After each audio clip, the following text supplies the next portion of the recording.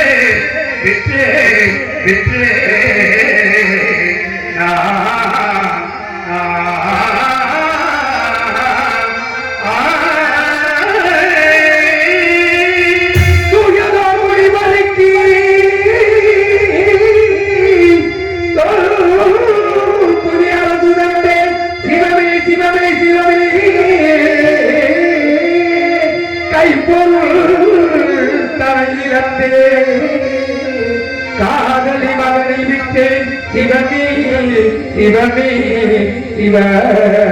சிவமே சிவமே சிவமே. ஒரு பொய்யுரைக்கு நாட்டை இழக்க வைத்தாய், மனைவியையும் மகனையும் விலைகூடி விற்க வைத்து என்னை இந்த நிலைமையிலே கொண்டு வந்து நிறுத்தி வைத்தாய் இறைவா. பொய்யது உரைக்க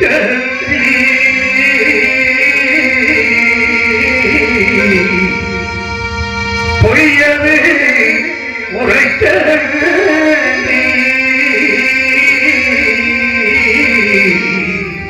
பாவினா புவிதடி மழையா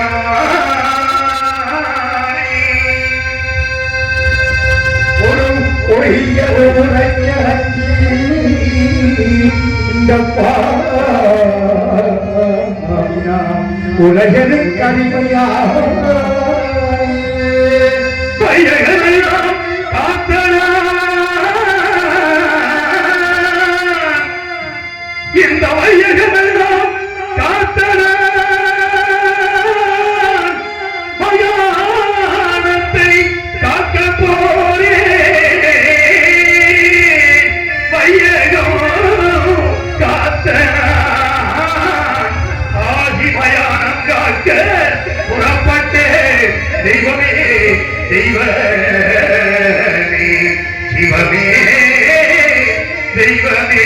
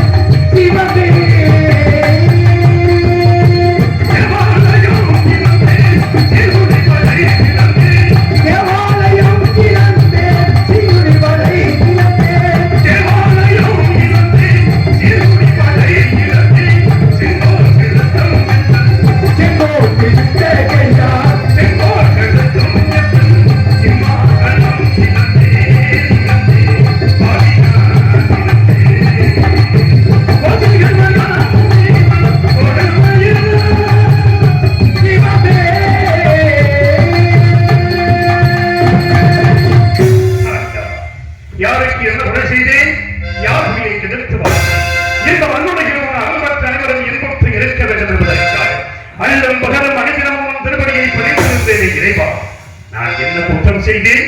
இல்லை என்ற மகனுக்கு அள்ளி கொடுத்தது குற்றம். நீதி நகராது 56 ரசத்தையும் நெறிமுறையோடு ஆட்சி புரிந்தேனே ஆண்டவா, அதுதான் நான் செய்த குற்றமாக இறைவா. 4 நகரங்களை இழந்தேன்.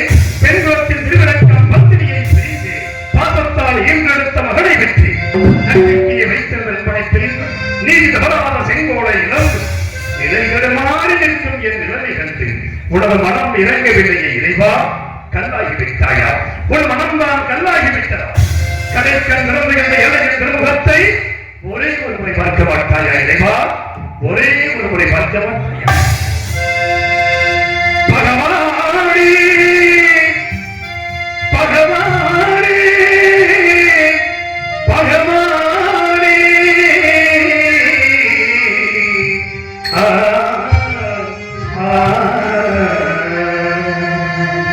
பகவானே மௌனமே பகவானே மௌனமே பகவானே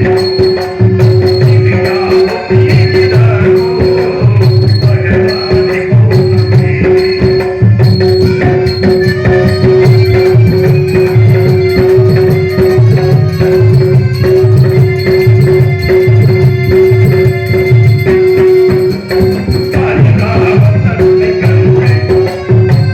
அழுகையில்லாத தேவா,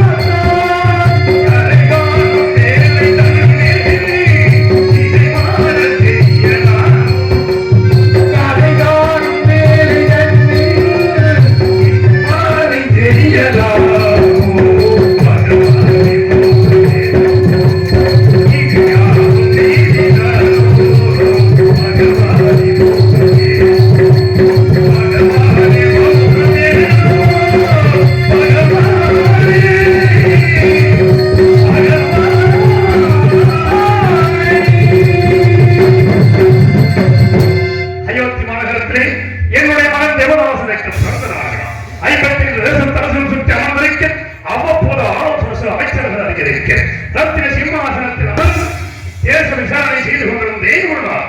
அப்பொழுது தளத்தில் சென்ற விஸ்வாமித்திர முனிவர் என் குலமண்டபத்திற்கு வந்திருப்பதாக காவலர் ஒருவரைத்தேன். உடனே அண்ணவரை எதிர்கொண்டு அழைத்து வந்து ஆசனத்தில் அமர்த்தினேன். சுவாமி, தாங்கள் என்னை நாடி வந்த காரணம் யார் சுவாமி என்றேன். ஹரிச்சந்திரா, உனக்காகவும் உன் நாட்டின் நலனுக்காகவும் யாரும் செய்ய அதற்கு கொஞ்சம் திரவியம் வேண்டும். அதை உன்னிடத்தில் பெற்று புகை வந்தே தெரிவித்தார். நாட்டு மக்களுடைய நலனை கருதிய நான் எவ்வளவு வேண்டுமோ கேளுங்கள், தருகிறேன் என்று கேட்டார் முனிவர். மற்ற படைகளிடம் மலர்களை நிறுத்தி அவர் மீது ஆங்காரம் வரச் செய்து அவன் கையிலே வெள்ளி கமன் கொடுத்து அதில் மாணிக்க கல் வைத்து சுழற்றி அந்த மாணிக்க கல்லானது மேலே சென்று கீழே வந்து விழுந்து எலும்பு வந்து அவர் கேட்டவை நான் திரவியத்தை கொடுத்தேன். ஹரிச்சந்திரா, நான் வசிப்பது ஆலயம். இத்திரவியத்தை அங்கு நான் வைத்துக் கொள்ள முடியாது. யாகத்திற்கு முகூர்த்த நாள் உதவி செய்த பிறகு வந்து எடுத்துச் செல்கிறேன். அதுவரையில் உன்னிடத்தில் இருக்கட்டும் என்றார். சுவாமி, தங்களை போன்ற மகான்களுக்கு கொடுத்த பொருளை மீண்டும் நான் வைத்துக் கொண்டால் நன்னிலை வாயில் நகரற்று போவதாக சுருதிகள் கூறியபடியால் இப்பொருளை நான் வைத்துக் கொள்ள அனுமதியில்லை.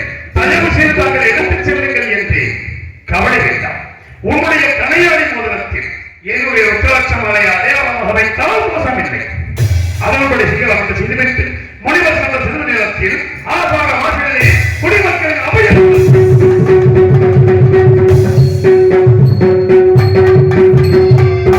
என்ற வார்த்தை, குடிசனங்களே, உங்களுக்கெல்லாம் என்ன இருந்தது? நான் என்ன குறை வைத்திருக்கிறேன்? எதற்காக அழுது புலம்புகிறீர்கள் என்று. மன்னா, நாங்கள் இந்த பயிர்களை எல்லாம் கொடிய விடயங்கள் வந்து அழித்து விட்டது. மன்னா என்ற மனம் வேதனை அடைந்தது. குடிமக்களுக்கு ஆதரவு அளித்தினேன். வேட்டைக்கு புறப்பட்டு கொடிய விலங்கினங்களை கொண்டு வேட்டையாடி வழக்கத்தால் திருக்குறள் கரையோரம் ஆலமரத்தின் அடியில் எனது பத்தினி சந்திரமதியின் மடியில் சிறிது நித்திரை இருந்தேன். அங்கே அடாத கனவு ஒன்று கண்டு திடுக்கிட்டு எழுந்து இரண்டு நடன மலர்களில் கொண்டு நின்றார்கள். மலர்கள், நீங்கள் யார்? உங்கள் ஒவ்வொரு பேர் என்ன? என்னை நாடி வந்த காரணம் என்னவென்று கேட்டேன். நாங்கள் வசிப்பது இணையகிரிச்சார். என்னுடைய சரபவல்லி, இவனுடைய காமவல்லி. எங்களுக்கு பரவமும் சங்கீதமும் தெரியும். அதை தங்கள் சமூகத்தில் ஆடியும் பாடியும் தக்க சன்மானம் பெற்று கூடிய வந்தவர்கள் தெரிவித்தார்கள். ஆடுங்கள், பாடுங்கள் என்று ஆடினார்கள், பாடினார்கள். கண்ணுற்றே சந்தோஷமுற்றே வேண்டிய சன்மானத்தை கொடுத்து பெற்றுக் கொள்ள மறுத்து என் திருமணிக்கு முதலக்கூடிய பூச்சக்கர குடி எனது வெற்றி மாலையையும் பரிசாக கேட்டார்கள். கொடுக்கக்கூடிய பொருளாக இருந்தால் தயங்காமல் கொடுத்து விடுவேன். இதை விடுத்து பொன்பொருள் எவ்வளவு வேண்டுமோ கேளுங்கள், தருகிறேன் என்று. பொன்பொருள் எங்களுக்கு தேவையில்லை. அப்படி என்றால் எங்கள் இருவரையும் நீங்கள் திருமணம் செய்து கொள்ள பெண்களை என்ன வார்த்தை புரிகிறீர்கள்? உங்களை நான் மனம் பிடிக்க வேண்டுமா? நான் தந்தார்கள் என்று பிரதான நிச்சயிக்காதவன் தயவு செய்து நிறுத்தி விட்டு போய்விடுங்கள் என்று எவ்வளவோ அறிவுரைகளை எடுத்து கூறினேன், கேட்கவில்லை. காவலர்கள் அழைத்து அடித்து மாதங்கள் சென்ற சிறிது நேரத்தில் விஸ்வாமித்திர முனிவர் கடும் கோபத்தோடு வந்து என் திருமொழியை காவலால் ஏற்றி மணிமணி மண்ணிலே சாய்த்து விட்டது என்று நான் கவலைப்படவில்லை. அதற்கு மாறாக நெஞ்சம் இந்த திருமணியிலே பதித்திருக்கின்ற நவரத்தின கற்கள் முனிவரின் பாதத்தை புண்படுத்தியதோ என்ற பாதத்தை தொட்டே சண்டா நான் அனுப்பிய மாதர்களை ஏறெடுத்து துரத்தினார். என் கோபம் தீர வேண்டும் என்றால் அந்த மாதர்கள் இருவரையும் நீ திருமணம் செய்து கொள்ள வேண்டும் என்றார். அனைத்தும் நல்ல தாங்களாய் வருவது. நான் திருமணம் அளித்தவன். எனக்கு ஒரு மகன் இருக்கிறான் சுவாமி. எல்லாவற்றையும் அறிந்த தாங்கள் அறியாத போல் பேசுகிறீர்களே, வேண்டாம். அதற்கு மாறாக கண்ணை வேட்டியிலும் ஈகின்ற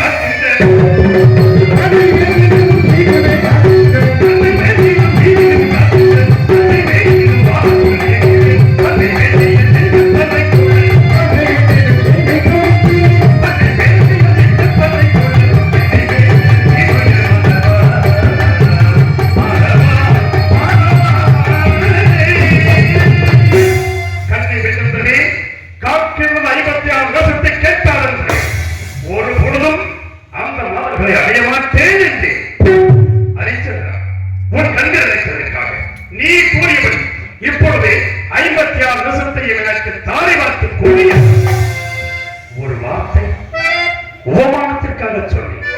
இல்லை என்று சொன்னால் சொல் தவறியதாக போய்விடுமோ என்று கருதினான். அன்பமணி தாராவதியை கண்டிகளை ஜலம் கொண்டு வரச் செய்து முடிவரைக்கு அமையமாக 56 விஷத்தையும் தானே பார்த்துக் கொடுத்தேன். சற்று நேரம் கழித்தவை, ஹரிச்சந்திரா, நீ யாகத்திற்கு கொடுத்தாய் அல்லவா திரவியம், அதை எப்பொழுது கொடு என்றார். அந்த திரவியத்தை அரண்மனையிலே களஞ்சியத்தை வைத்து பூட்டியவாறு இருக்கிறது, எடுத்துக் கொள்ளுங்கள் என்றேன். நீ நாடகங்களை தாரை பார்க்கும் பொழுது பொருள் நீங்களாக தாரை பார்க்க வேண்டும். இல்லை என்று சொல்லிவிட்டு போய்விடுகிறேன் என்றார். இல்லை என்று சொல்ல மாட்டான் இந்த ஹரிச்சந்திரன். எனக்கு ஏதாவது ஒரு தவணை கொடுங்க, தவணைக்குள் தங்களுக்கு செலவினை திரவியத்தை நான் கொடுத்து விடுகிறேன் என்றேன். அதாவது 48 நாட்கள் தவணை தருகிறேன். யாகத்திற்கு சிறந்த திரவியத்தை நட்சத்திரங்களை உன்னோடு அனுப்பி வைக்கிறேன், அவரிடத்தில் கொடுத்து விடுகின்றார். நான் சம்மதித்து இந்த நாட்டை விட்டு போவதற்காக ஒரு அடி எடுத்து வைத்து நடித்தார். நாடகங்களை கொடுத்து வைத்தேன், பொன்பொருள் தருவதாக தங்களுக்கு வாக்கு கொடுத்திருக்கிறேன். மீண்டும் நான் என்ன கொடுக்க வேண்டும் சொல்லுங்கள். உன்னை அந்த ராஜமணிகள் நாட்டை விட்டு போவதற்கு நான் கொடுக்கும் காவி வஸ்திரத்தை அணிந்துதான் நீ செல்ல வேண்டும் என்றார். நாடு நகரம் எனது உயிரின் மேலான குடிமக்களை எல்லாம் நான் பிரிந்து செல்லப் போகிறேன். எனக்கு இந்த ராஜமொழியா பிரிந்து தாராளமாக கொடுங்கள் என்று கூறிய நான்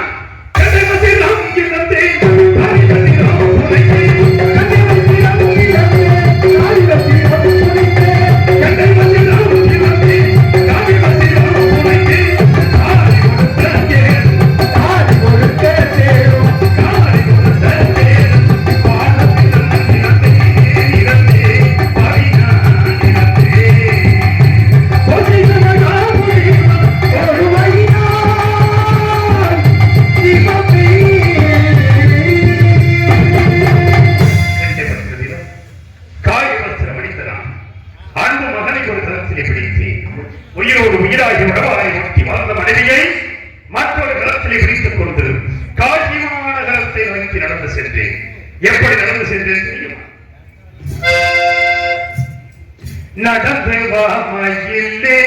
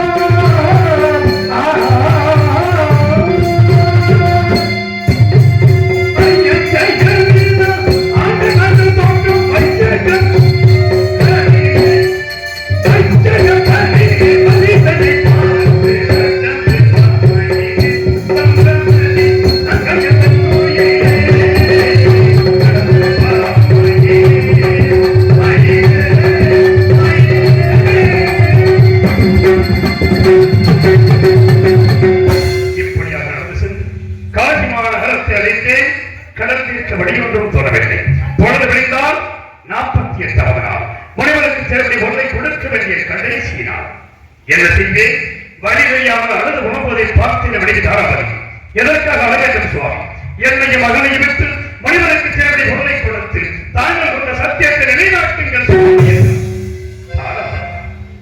என்ன வார்த்தை பெறுகிறார் உன்னை நான் விற்பதா உற்றோரும் பெற்றோரும் என்ன நினைப்பார்கள் கட்டிய மனைவி விட்டால் சண்டாளர் என்று உலகமே என்னை படைத்து பேசுகிறேன்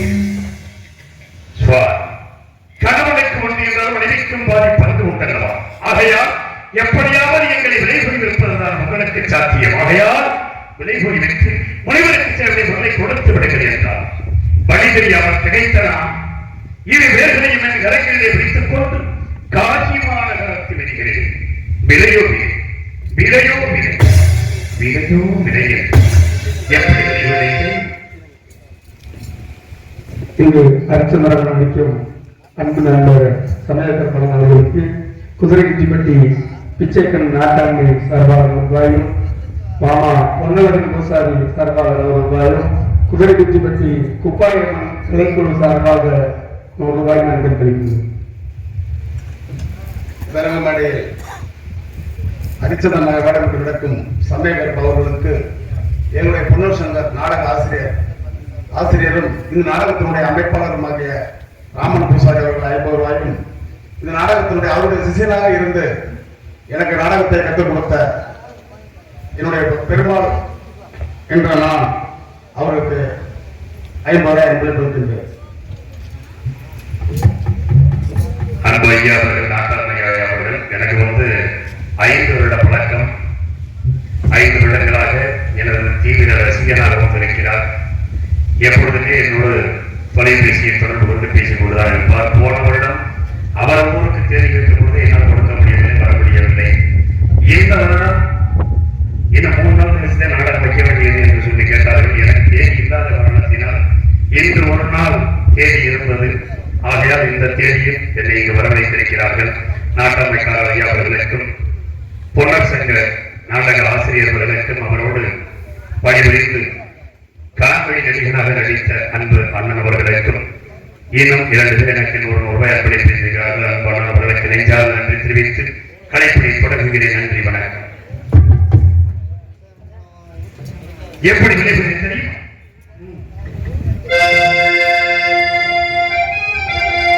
விதையோ வீரை என்று கோருகின்றேன்,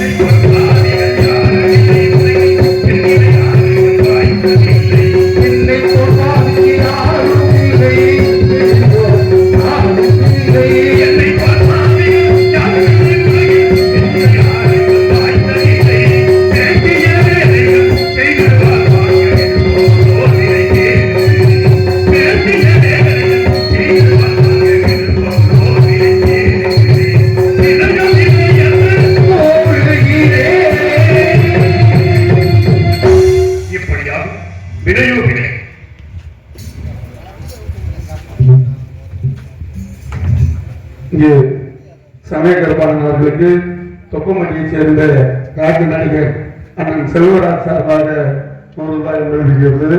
அத்துடன் பக்க மேல கலைஞர்களுக்கு 100 ரூபாய் அன்பளித்திருக்கிறார்கள். அதே செல்வராஜன். அன்பான செல்வராஜன் அவர்களுக்கு நெஞ்சார்ந்த நன்றி. மணப்பாறை சங்கத்திலிருந்து அண்ணன் நாடகம் பார்க்க வந்திருக்காரு. அண்ணன் அவர்களுக்கு நீங்கள் வந்து வச்சுக்கோங்க. எங்கள் இசைக்கலைஞரை பாராட்டி எங்களுக்கு 100 ரூபாய் அன்பளிப்பு செய்த அண்ணன் செல்வராஜன் அவர்களுக்கு எங்களது இசைக்கலைஞர் சார்பாக நன்றி மனமார்ந்த விலையோ விளையாத சாத்தியமான கலத்து வீதிகளில் விலை சென்று யாருமே விலைக்கு வாங்கப்படுகிறவில்லை. இறுதியாக இருப்பது அந்தனர் வீதி. அந்தனர் வீதிக்கு மனைவி ஒரு கலத்திலும் மகனை ஒரு கலத்திலுமாக பிடித்துக் கொண்டு 6 மாடுகளை விலை கொள்வதைப் போல் மீண்டும் விளைவுள்ளேன். எப்படி விளைவுள்ளேன் தெரியுமா? இந்த உலகத்தில் யாருமே செய்யாத செயலை நான் செய்து விட்டேன். உலகம் அறியாத பொருளே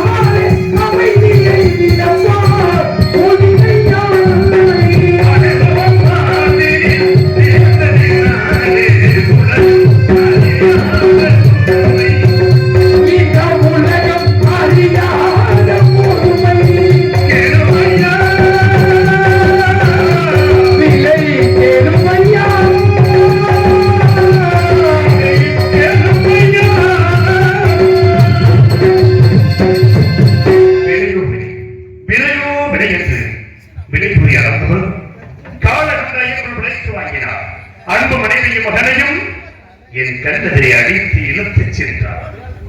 அந்த புண்ணிய செயலை என் நெஞ்சம் மறக்கவில்லை. இறைவா, அந்த பொருளை பெற்று நான் தரகத்தில் கொடுத்துவிட்டு பட்டகரம் தீர்ந்து விட்டது என்ற மன அமைதியோடு இருந்தேன்.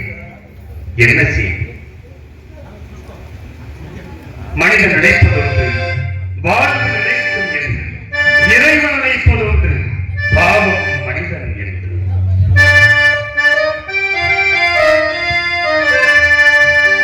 மனிதன் நினைப்பதுண்டு, வாழ்வு நினைக்கும் என்று, இறைவன் நினைப்பதுண்டு, பாவம் மனிதன் என்று. மனிதன் நினைப்பதுண்டு,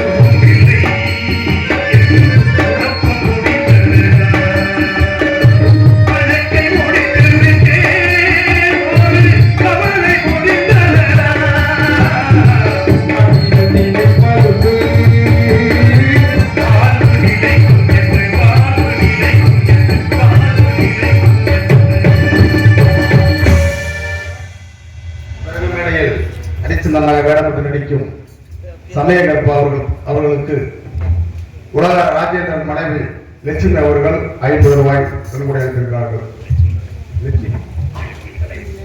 தலைவர் லட்சுமி அக்கா அவர்கள் எனக்கு 50 ரூபாய் அன்பளித்திருக்கிறார்கள். அக்கா அவர்களுக்கும் அவர்கள் குடும்பத்தாருக்கு நெஞ்சார்ந்த நன்றி. வணக்கம். பட்டகரம் தேர்ந்தெடுத்த மனதிலிருந்தே நட்சத்திரங்கள் ஓடோடி வந்தார். ஹரிச்சந்திரா, உன்னோடு 40 நாள் கஷ்டப்பட்டு வந்திருக்கிறேன், எனக்கு என்ன தரப் போகிறாய்? 16,000 பொன் கொடுத்தவருடைய இல்லை என்றால் அந்த பொருளை முனிவரைக்கு கொடுக்க மாட்டோம், நான் வைத்துக் கொள்வேன் என்றார். சுவாமி, இனிமேல் உள்ளது என்ன இருக்கிறது? நான் எதை வைத்துக் கொடுப்பேன் என்று ஏனில்லை. உன் மனைவியை மகனையும் விற்க தெரிந்த உனக்கு ஒன்றை விட்டுக் கொடுக்கலாம் அல்லவா என்றார். ஆம் சுவாமி, என்னை நான் மறந்துவிட்டேன் என்று சொல்லி அங்கு மந்திரி சத்தியகீர்த்தி அழைத்தேன். என்னையும் இந்த காசிமா நகரத்து விதிகளிலே யாரிடமாவது விலை கூறி விட்டுவிடுங்கள் என்றேன். மனம் சூழ்ந்து விலை கூற முடியாத மந்திரியார் மூர்ச்சியாகி கீழே சாய்த்து விட்டார். இந்த பாவியாகிய நான் என்னை நானே விலை கூறி சென்ற பொழுது வீரவாகி என்னும் ஈமக்காவலர் விலைக்கு வாங்கினார்.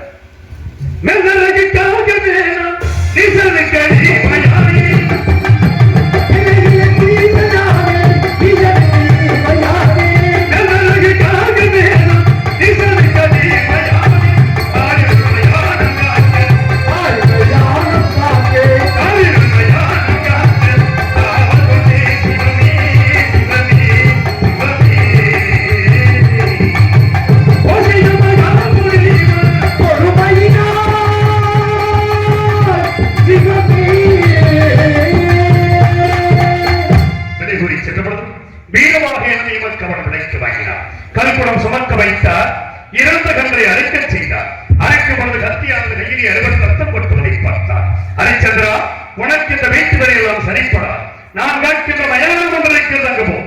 வருகின்ற தினம் ஒன்றிற்கு கால்படம், ஒரு முள துண்டு, வாய்க்கரிசி 3 ரூபாய். கால்படம் முளத்துண்டை எனக்கு அனுப்பிவை, வாய்க்கரிசி மற்றொரு உணவு சிப்பிற்கு வைத்துக் கொள் என்றார். அரண்மனையிலே அறுசுவை உணவு கொண்டு வாழ்ந்த நான் மயானத்திலே பிணத்தின் மேல் போடப்படுகின்ற வாய்க்கரிசி கொண்டு வாழும் என்னை கொண்டு வந்து நிறுத்திவிட்டார் இறைவன். என்ன செய்வேன்? எஜமானித்த கட்டளைப்படி மயானத்தை காக்க புறப்படுகிறேன். இறைவா, மயானத்தை காக்க புறப்படுகிறேன். போகின்றேன்